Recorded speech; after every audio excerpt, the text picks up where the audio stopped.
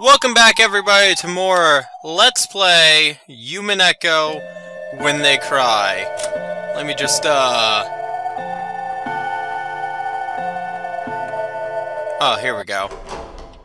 I kind of forgot where I last left off. A little bit late to recording, but it shouldn't matter. Because of love. Because of love. So...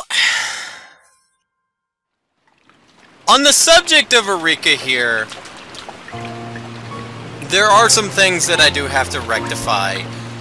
The finale of 5 is going up tomorrow, as the time of this recording on 11/12/2017, and I can't change what I've already stated. As I move my mic, I will be the first one to admit when I am wrong. I'm not wrong on Erika. I feel like she is a bitch. I feel like she is a bad person. However, I feel like Erika is a really good villain. And I feel like I haven't been giving her credit. Because we could always be stuck with Evatrice. Don't think that we can't. We could always be stuck with Evatrice.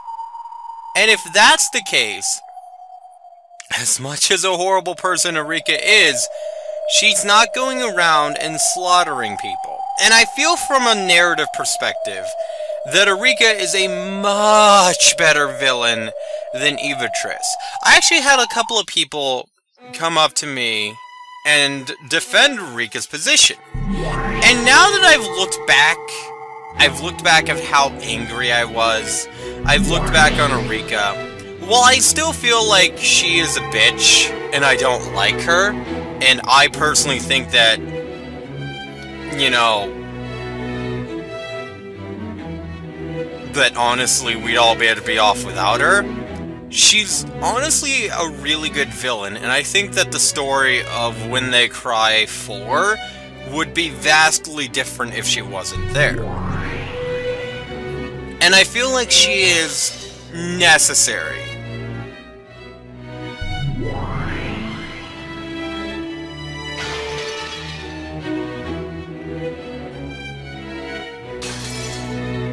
So they're trying to figure out a sense of this. Oh, they're trying to figure out if her previous boyfriend... I kind of got confused with the text. The boyfriend was saying that he was seeing another girl, not Erika. I was getting a little bit confused with the text last time. I mean, Erika's the type of person who I just do not give a shit about. I don't care about. But I understand she is a very good character as a villain. Like, what better person to go up against Bottler than Erika? You know what I mean? I don't know. My sense of good guy and bad guy literally depends on what perspective you look at. And honestly, that's with the whole 07th expansion. I have a mega theory in the mind on the witch Federica Bernkastell and the her opponent that she's been fighting across all games. And by all games, I mean everything in the 07th expansion. I'm thinking about making a theory on that, not exactly after the Bernkastell-Rika Chapter 6 conspiracy theory, once Umineko ends. You know, maybe a couple of episodes down. But one of the core things about that is your perspective on who's the bad guy totally depends on who's on your side. For example, I've come to the conclusion that Lambda Delta is actually an anti-hero in this game. She doesn't give a shit about anyone else, but she will warn people whenever they're being manipulated by Bernkastell. For example, hold on one second. Okay, sorry, I'm still fighting off a cold. I literally reached over to my computer trying to find the mute button when I remembered, oh wait, I'm not at work. The mute button's down by, my microphone. So I'm gonna try and mute myself whenever I cough. But I feel like Lambda Delta is warning people about Bernkastell, which, if you've noticed, she warned Ange about. She's been playing fairly as a DM in this game. She's given Bottler chances. I feel like Bernkastell is the actual bad guy in this game, and Lambda Delta's the tragic hero that's trying to keep her in an infinite maze, much like Takano tried to keep Erika in an infinite maze. Except in that game, Higurashi When They Cry, the roles were reversed. Takano was the bad guy, and Erika was the good guy. So it all depends on perspective, and especially here with Erika, she could be a good guy, in a sense. She could be the noble detective who is throwing all sense of personal guilt and consciousness out the window in order to solve the mystery of Rokonjima so that no more murders can happen from that point on. If you look at it from that perspective, then yes, Erika is the heroine of this story. But when you look at it from Bottler's perspective, she's coming in and trying to destroy everything that he knows and loves.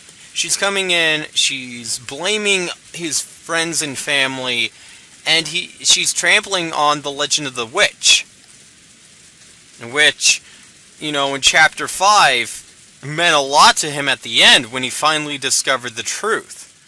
So from his perspective, she's nothing more than a villain. And because we're on Bottler's side, I feel like I've been very biased towards Erika.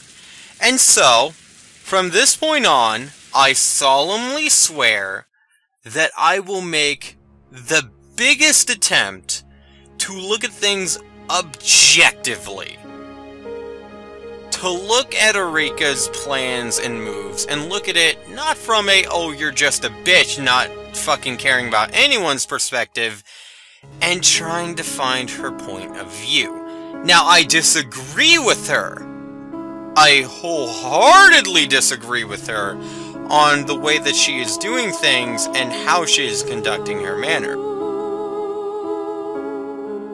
However, I will say that as a character, she's definitely gray and complex. She's not black and white. None of the characters in this game are. Same with Lambda Delta. I'm now looking at Lambda Delta as a tragic anti-hero who takes on the role of villain in order to keep Bernkastell, the true antagonist, down. So, I mean, in that regards, it's all about a matter of perspective. And if you like Erika as a character, if she's one of your favorite things in Umineko When They Cry, yes. Keep on to that. Don't let me tell you otherwise. I will give my point of view and state that I fucking hate this bitch.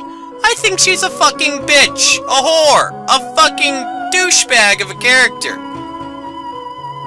But she has her own unique perspective on things. And because she has her own unique perspective on things, I can understand her a little bit better. Even though I totally disagree with her antics and how she conducts everything.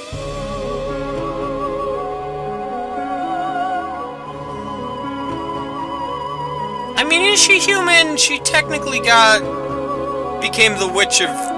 No, Lambda Delta... Well, no. Can she use Red Truth? I'm asking because we're in a point where... I forget if it was Lambda Delta or Bernkastell that gave her the title Witch of Truth.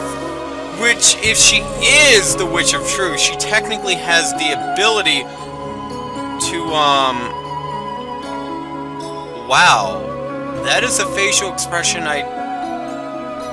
there is emotion behind that. She technically has the ability to use Red Truth, however, I don't know. I understand Erika from a different point of view. Because I was once in Erika's shoes, trying to solve the mystery of Rokonjima, despite what the other side's feelings were. And now I'm on the other side. Now I'm on the Endless Sorcerer Bottler's side. And I look at Erika as an antagonist, but I gotta remember, I was once her. I was once going up against the witch and calling her a fucking bitch, a whore, saying that, oh, she's totally evil and everything. But guys, evil depends on your perspective.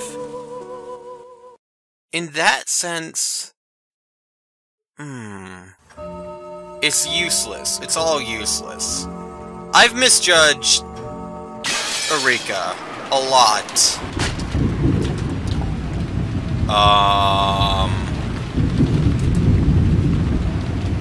Oh, are you telling her about your plan to marry? About your plan to marry? Why did I say her? Nope. I mean, Eva... I understand where Eva's coming from with this. You know, she has a rich son. If I was in her perspective, if I was in Hideyoshi's point of view, I'd understand, as her, who has been raised in a very rich family, why she would want this. Especially since she doesn't want to disappoint her father and everything. Having her son marry a quote-unquote filthy servant. You know, I understand. But I also understand George's point of view.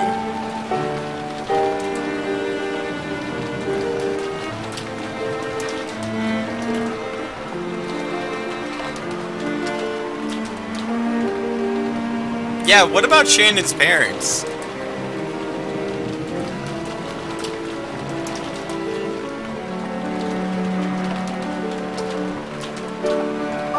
Because he knew that you would disagree. I'm consulting you right now. I'm just reporting. Yeah, okay, he's never counted on that, but Eva's been counting on that all of her life.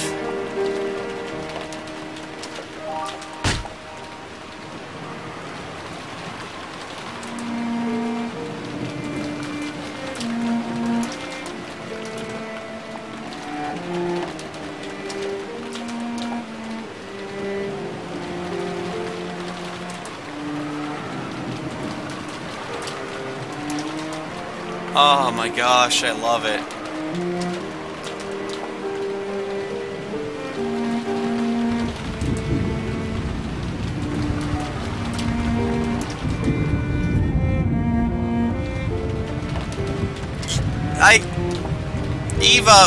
I was just talking about giving characters the benefit of the doubt, and yet I have seen when you have handled things before. But this is a new chapter, and Evatrice is not a thing right now. Sorry, what was that? Oh, the other girl.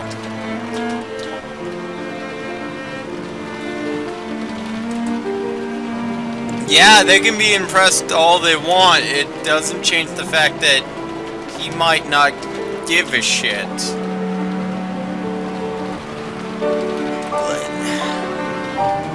See, I'm in this weird fucking limbo where I agree with both of them.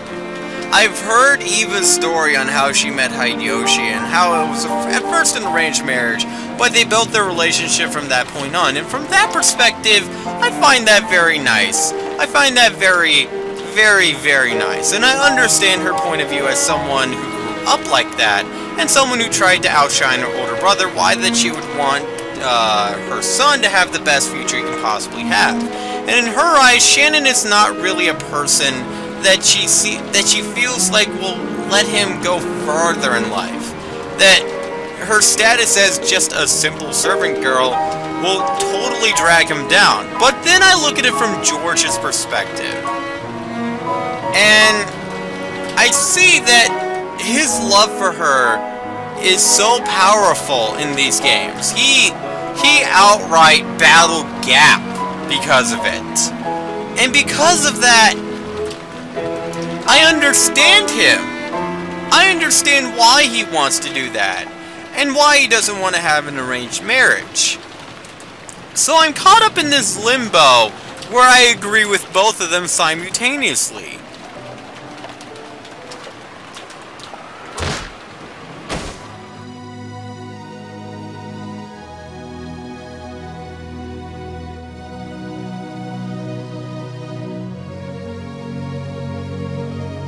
I understand her. And that's the worst part. She should be the bad guy. Oh, telling her son what to do. But when you really take a step back and look at it from her point of view, you can't really tell her that, oh, she's just being an old stick in the mud. You know, she's being the, she's not Natsui, okay? Natsui would just be like, absolutely not. You are a proper young woman, Jessica, and you will not be marrying this canon, and we will have no more speak of it. No, Eva is giving her point of view. She's fighting because she feels that Shannon is not the right person for him.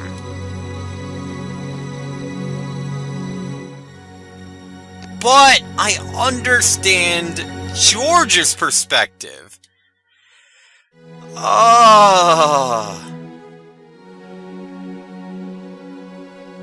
Thanks to her, don't worry, we won't do anything bad to Shannon.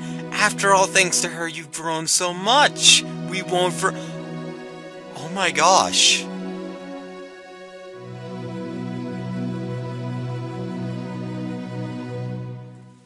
You know, when I read that, I'm remembering Evatris, and now I'm seeing this, and I realize the spectrum that Eva Ushiromiya lives on. From total villain all the way to gentle, caring mother. It's amazing. It's almost as if it's like Rosa, but not with abuse or anything. You know what I mean? It's like a good version of Rosa.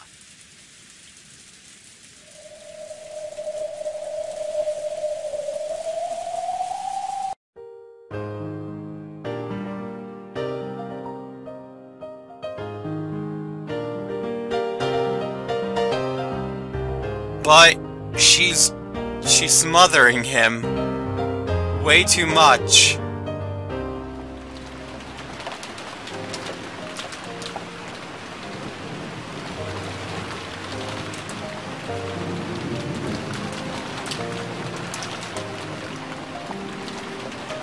Oh. I'll say it once, and I'll say it again. When it comes to mystery, that is definitely 07's forte. When it comes to romance, that's kind of his pianissimo.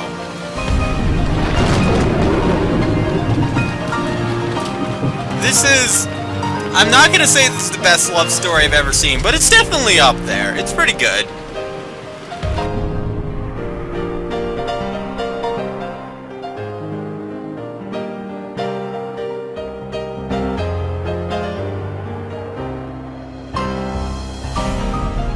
I mean, he's not wrong.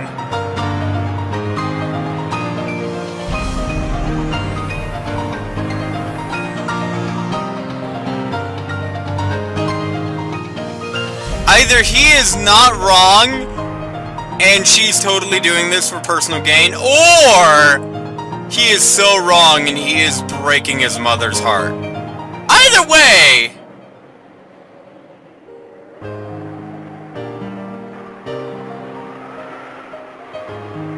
Either way, we're gonna continue things in the next episode.